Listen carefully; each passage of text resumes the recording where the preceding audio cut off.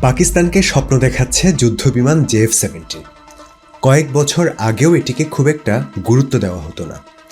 এখন সবার দৃষ্টি যুদ্ধবিমানটির দিকে। বিলিয়ন ডলারের চুক্তি করেছে পাকিস্তান। 2024 সালের একটি প্রতিরক্ষা প্রদর্শনীর পর ডজন খানেক সমঝোতা স্মারকের কথা জানিয়েছে দেশটি, যার মূল্য $30 বিলিয়ন বেশি। কেন গুরুত্ব পাচ্ছে এটি?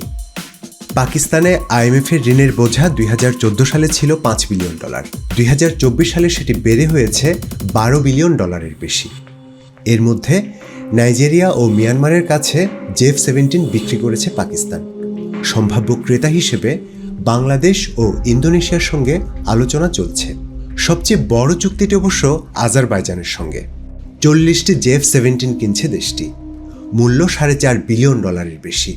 তবে কি যুদ্ধবিমান পাকিস্তানের IMF নির্ভরতা কমাতে পারে? পাকিস্তান তো ব্লক 3 40টি বিমান বিক্রি করছে। আপনি যদি মাত্র 4টাও বিক্রি করতে পারেন, তাহলে খুব কম সময়ে সেই নির্ভরতা কমানো সম্ভব। বলা যায় এটি পাকিস্তানের জন্য বিশাল সম্ভাবনা এবং একটি বড় রপ্তানি বাজার। মূল ব্র্যান্ডিং পাকিস্তানের নামে হলেও বিমানের কিছু গুরুত্বপূর্ণ অংশ দেশটিতে তৈরি হয় না। মূলত এটি পাকিস্তান ও চীনের যৌথ উদ্যোগ। বাস্তবতা হলো এটি একটি চীনা নকশা। প্রথম প্রোটোটাইপ চীনেই তৈরি হয়েছে। প্রতিটি ব্যাচ এবং প্রতিটি সংস্করণের প্রথম প্রোটোটাইপ চীনেই হয়। পাকিস্তানকে অনেক গুরুত্বপূর্ণ যন্ত্রাংশ দেয় চীন।